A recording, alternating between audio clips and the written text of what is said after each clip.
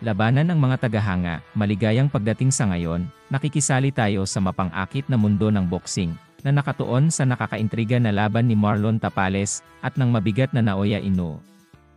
Sa video na ito, susuriin namin ang mga potensyal na diskarte na maaaring gamitin ni Tapales para masigurado ang tagumpay sa kanilang paparating na laban. Kung ikaw ay isang tagahanga ng matamis na agham, ng boxing ikaw ay nasa para sa isang treat. Mag-subscribe, pindutin ang notification bell, at tumalon tayo sa mundo ng strategic brilliance sa ring.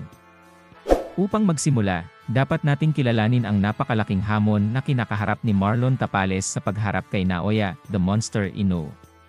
Tuklasin natin ang mga lakas ni Inoue, ang kanyang track record ng mapangwasak na mga knockout, at kung bakit siya ay itinuturing na isa sa pinakamahusay na pound-for-pound fighters sa mundo.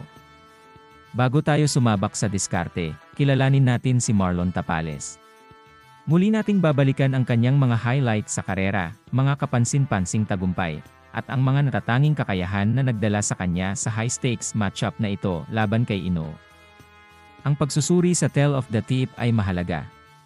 Titingnan natin ang mga pangunahing katangiang pisikal, gaya ng taas, abot, at tindig sa pakikipaglaban, para maunawaan ang dynamics na posibleng magamit ni Tapales laban sa Inoue. Ang estilo ng pakikipaglaban ni Inoue ay nailalarawan sa pamamagitan ng katumpakan, kapangyarihan, at walang humpay na pagsalakay. Susuriin namin ang kanyang mga diskarte, kabilang ang kanyang mapangwasak na mga kuha sa katawan at pambihirang kontrol sa ring upang matukoy ang mga potensyal na bakanteng para sa Tapales. Ang bawat manlalaban ay may mga lakas, at i-highlight namin ang mga pangunahing katangian ni Tapales. Kung ito man ay ang kanyang bilis, hindi karaniwan na mga galaw, o mga kakayahan sa pag-counterpunching, tutukuyin natin ang mga aspeto ng kanyang laro na maaaring makagambala kay Inoue. Ang isang epektibong diskarte laban sa isang power puncher, tulad ni Inoue, ay isang well-timed jab at strategic na paggalaw. Tuklasin natin kung paano maaaring gamitin ni Tapales ang kanyang jab para guluhin ang ritmo ni Inoue at gamitin ang mga opening na ginawa ng lateral movement. Ang pag-target sa katawan ay maaaring maging isang game changer, at tatalakayin natin kung paano maaaring gumamit si Tapales ng mga body shot para pabagalin si Inoue at ubusin ang kanyang enerhiya.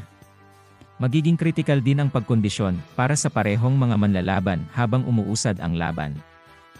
Dahil sa agresibong estilo ni Inoue, susi ang defensive brilliance. Susuriin namin kung paano maaaring gumamit si Tapales ng mga diskarte sa pagdulas para iwasan ang mga putok ng lakas ni Inoue at kontrahin ng may katumpakan upang mapanatili siya sa likurang paa. Ang boxing ay tungkol sa isip at tungkol sa pisikal na lakas. Susuriin natin ang mental na aspeto ng laro. Tuklasin kung paano magagamit ni Tapales ang fight IQ para basahin ang mga galaw ni Inoue at ayusin ang kanyang diskarte ng naayon.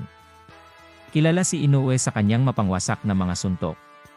Tatalakayin natin kung paano madiskarteng mapapawalang bisa o mababawasan ni Tapales ang epekto ng mga suntok na ito, na posibleng mabaling ang kapangyarihan ni Inoue laban sa kanya. Sa seksyong ito, maglalaro kami ng hypothetical na senaryo para sa gabi ng labanan.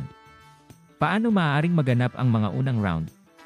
Anong mga pagsasaayos ang maaaring gawin ng bawat manlalaban habang umuusad ang laban? Samahan kami sa speculative journey na ito sa ring. Ano ang mga inaasahan sa loob ng boxing community? Tuklasin namin ang mga salaysay, hula, at inaasahan ng tagahanga na nakapaligid sa matataas na stake matchup na ito. Sa pagtatapos namin, ibibigay namin ang aming hatol sa potensyal na bisa ng diskarte ni Tapales laban kay Inoue. Bukod pa rito, tatalakayin natin ang mga potensyal na implikasyon para sa parehong mga manlalaban at kung ano ang maaaring mangyari sa hinaharap para sa mananalo. Ayan, labanan ang mga tagahanga, isang breakdown ng potensyal na diskarte ni Marlon Tapales laban kay Naoya Inoue. Kung nasiyahan ka sa malalim na pagsisid sa mundo ng strategic brilliance sa ring, huwag kalimutang mag-like, magbahagi, at mag-subscribe para sa higit pang nilalaman. Hanggang sa susunod, panatilihing nakataas ang iyong mga globe at ang iyong mga mata sa premyo.